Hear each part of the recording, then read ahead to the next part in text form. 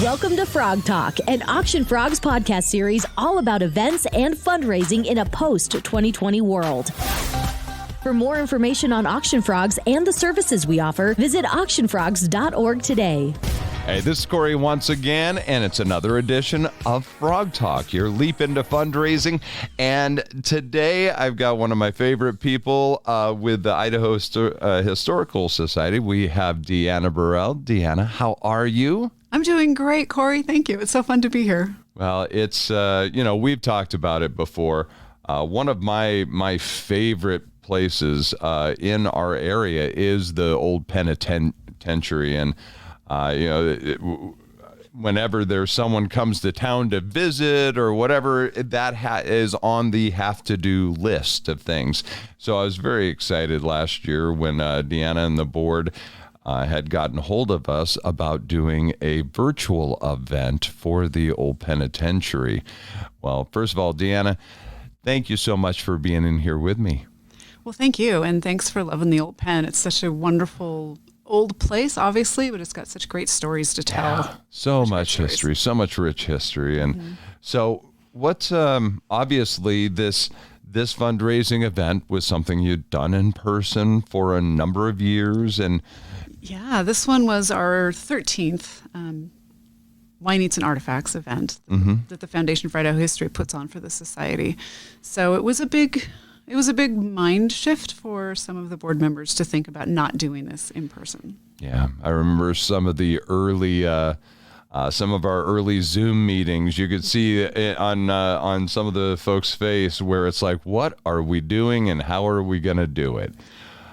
So how was that kind of working through that process of acceptance that, okay, the way we've always done it is not going to be happening in 2020. So what do we do now? Yeah, we certainly had our ups and downs having those conversations. There were some board members that thought we should just not do anything. I was not a fan of that. We needed to be in contact with our donors. And of course, we have needs.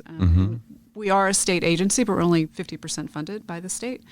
And the state does not fund things like restoring the guard tower that we needed to do because it wasn't literally crumbling. It was just in dire need of restoration before it started crumbling. Right. So going through that process, there was some forehead to keyboard instances as we were talking through it. But I kept thinking about us being a state historical society and having the opportunity for the first time to take this event statewide and really have that broader reach than just here in the Treasure Valley where we're headquartered. So, I think that logic won over. And we're looking forward to having some element of that again going forward forever, as far as I hope. Well, and what was it we were just talking about? What was that, 11,000 engagements with the virtual event? Yeah, so 2019, our last in-person event, we had 90 people come. And it was a lovely event. It's just always been small. Yes. But yeah, we had over 11,000 interactions with the video. Not all live, but 11,000 interactions with it, which is huge. We have people from out of the country who follow some of the happenings at the old penitentiary. They follow the podcast there behind gray walls, and they linked into that. And we had small donations, but donations nonetheless come in from all across the state and out of state. And it was really, I think it was a really great experience for the foundation board members to see that we can have this impact. Well, and just the vast footprint that you can get in a virtual event that you can't get into in a live event. And I think that was something that a lot of nonprofits learned when we did events. And there's folks that are watching in Europe and in Asia, in Mexico and Canada, and just the reach that they were able to have, not only for the funds and potential funds, but the awareness that is able to bring, and that engagement for folks that, like you were saying, maybe it's someone who used to live here and like myself just has that fondness for it and would love to be able to still be engaged with things going on, or a fan of the state. I don't plan on ever going anywhere, but if for some reason I had to, Idaho would still be home, and the history that we have here to still be able to be a part of that is very important. So I think that's one of the silver linings that we found last year. Absolutely. And I think, the Old Penn team does such a great job. We're always top of the Yelp reviews and the Google reviews. And in fact, we're just voted, top museum in the state. And so we get a lot of tourists through. So to be able to re-engage with them, because they follow us on social media once they visit. So that was a really great opportunity that we hadn't capitalized on before. So I think that's fantastic. And I'm really hoping we can continue to do that going forward. Yeah, absolutely. And we had such a blast doing it. But tell us a little bit about your experience with Auction Frogs through the process of this pivot. Sure. First of all, can we never use that word again? I know. Trust me, I get it. Talking about their nonprofit land, you are tired of pivot, right? So I'd worked with Auction Frogs before in-person auctions, and always had a great experience. So this was like, oh my gosh, I have no idea how to make this happen. So reached out to Auction Frogs, and Christy and Kayla and Alyssa were fantastic to work with and get things going. It's like, okay, here's what you need to think about. So some of the ideas that we brainstormed together were fantastic, and we have some really talented folks on staff, so we were able to do some of our own videos, and then obviously we used you and your team here, Corey, to make some other videos that were able to give experiences that we couldn't have done in person. I mean, one of the videos that we did, this was a little quirky, but it was a blast. Our committee chair and our executive director on the top of one of the cell houses looking down at the tower with cocktail dresses and wine at 10 in the morning. They were fine. Taking this video, there's an angle that we're not going to get people up on the roof for a live event. Right. And then, the video you did, we had some fun with it. The kids, we dressed you up in prison garb and walked you through arrested me. Arrested you, yes. But then to have you in the basement of the dining hall, which we don't let visitors in because it's really not super safe for the public to have access to. So to have, again, that view and be able to tell those stories, and I think we told the story of George, who built that, which is a bittersweet story about this prisoner who was in for addiction, very talented, designed and had that building built so they'd have daylight in the basement, and then did such a great job. He was released, but then sadly committed suicide the next day because there was no out processing, so to speak, for prisoners at that time. So it's great to be able to tell those stories too, that we wouldn't have time to tell at like a sit-down dinner or something like that. And so we can put those in videos, we can get those out ahead of time, and also share them during the event that we did live here at the studio, which was a blast. Well, and the other thing too is all those videos and things you have to be able to use in whatever way you want. Exactly.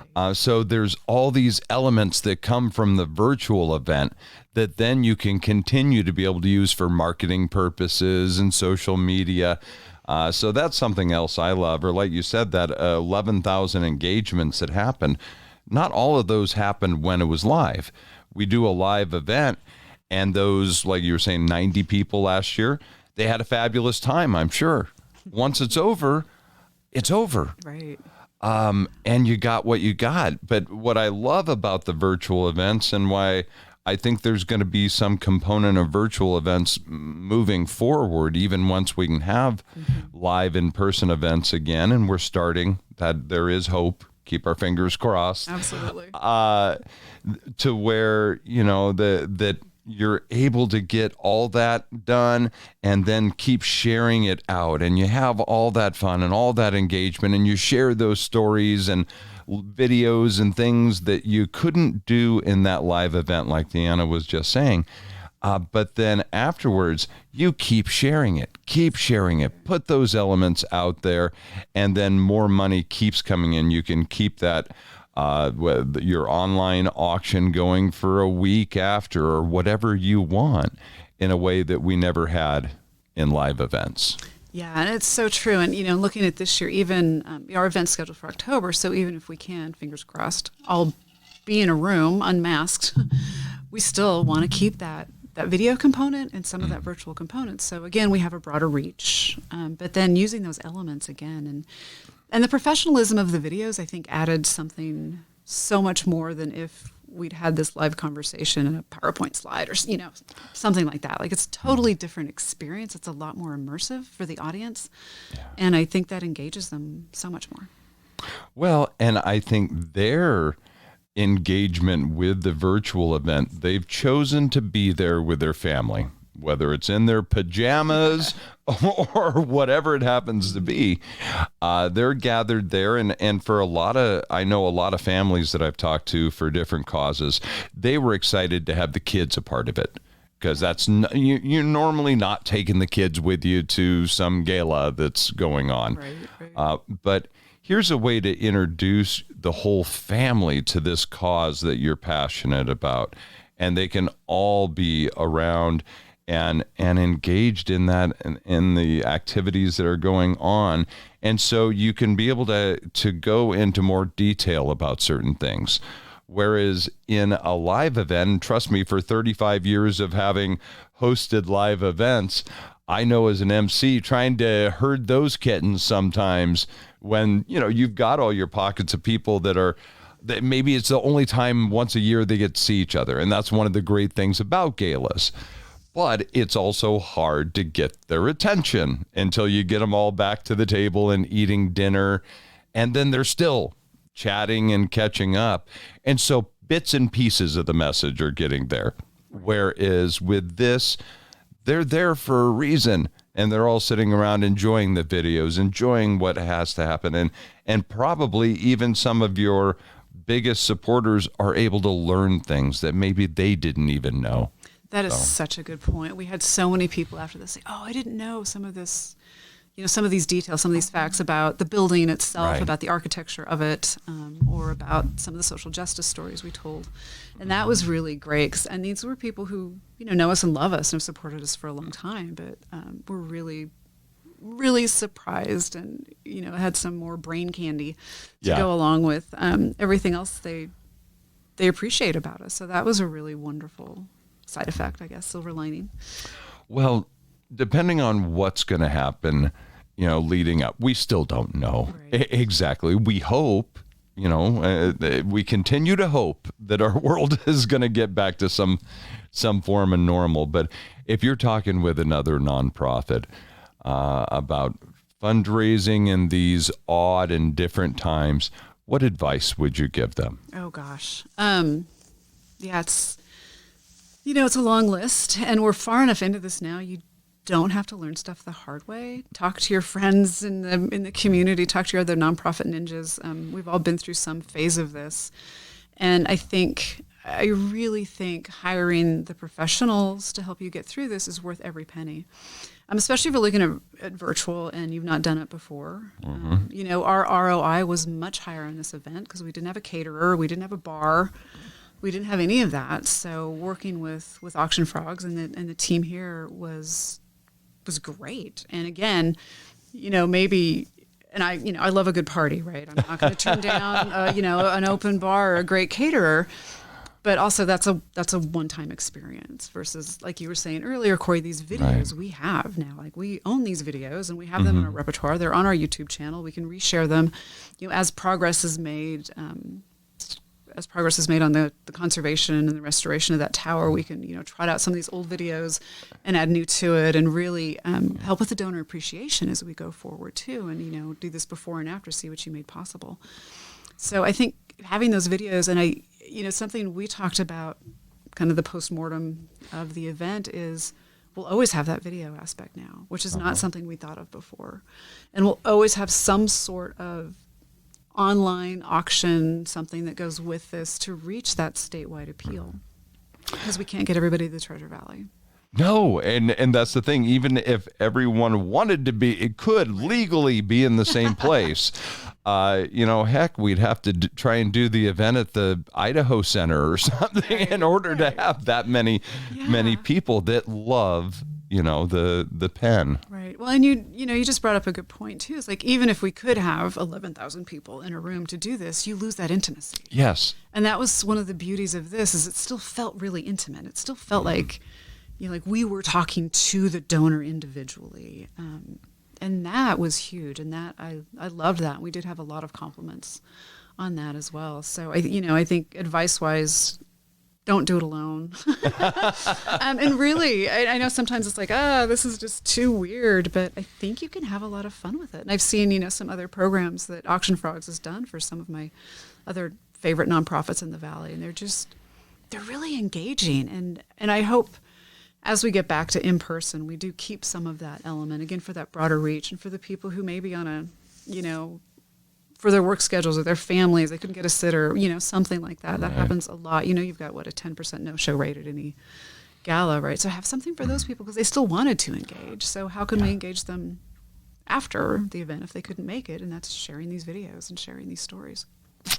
Well, Deanna, it was such a joy getting to work with you and the entire staff. And I'm looking forward to whatever version of it is going to be happening this year. So am I. And do we know what the funds actually this year are going to? We do, and we're really excited. So the assay office in downtown Boise, which everybody's familiar with, I don't necessarily know what it is. It's that big, beautiful old national landmark building between Maine and Idaho and 2nd and 3rd. So that's where our State Historic Preservation Office is, the SHPO, we call it. So that building actually is having its 150th anniversary. And we're in the process of getting a $600,000 grant to work on the building, but the landscaping also needs help. So we're going to raise money to help fund some of the landscape restoration. Right now, the plan is to take the landscape back to the 1920 designs that we have, which is really cool. Yeah. And it's, it's this beautiful park. It's actually the first park in Boise. There was no green space in Boise in 1882 when it was built, so that became the park. It was either that or people would go to cemeteries for picnics on lawn because there wasn't a lot of grass in Boise in the late 1800s either because we were still very desert, right? Yeah, I never really thought about it. So this has been this just beautiful place and this gift to the city. It was originally the assay office, and then the Forest Service had it for a number of years, and the Historical Society took ownership in the 70s. So the trees that are there, at least some of them that are left, we've lost quite a few, are well over 120 years old, and they're not doing very well. So we need to replace some of those trees. And as we do so, we really want to do it in a smart way, that honors the national historic landmark value that brings to downtown Boise. Love it. Now, how can people find out more information and be able to kind of watch and help with the process? Well, we're not that far yet, but we will be. So Idaho, actually history.idaho.gov is the best website to go to, and we'll have banners. We're just starting the planning process. Our fundraiser is normally in the fall, usually October. We'll probably do actually a two-parter this year, like I mentioned, because we want to have kind of that virtual aspect and reach out across the state, even though that is something unique to Boise. A lot of people who are from Boise remember growing up and playing Frisbee with their dog on that lawn or, crossing the lawn or having picnics there. And we really want to have that reach again. So we'll have the website up, I'm hoping, by end of April, early May. Okay. To start working on that. Well, wonderful. Deanna, as always, it's great to see you. Thanks for being on with us for Frog Talk. Oh, it's great to see you in person, and thanks for having me. Thank you for joining us for this episode of Frog Talk, an Auction Frogs podcast series all about events and fundraising in a post-2020 world. For more information on Auction Frogs and the services we offer, visit auctionfrogs.org today.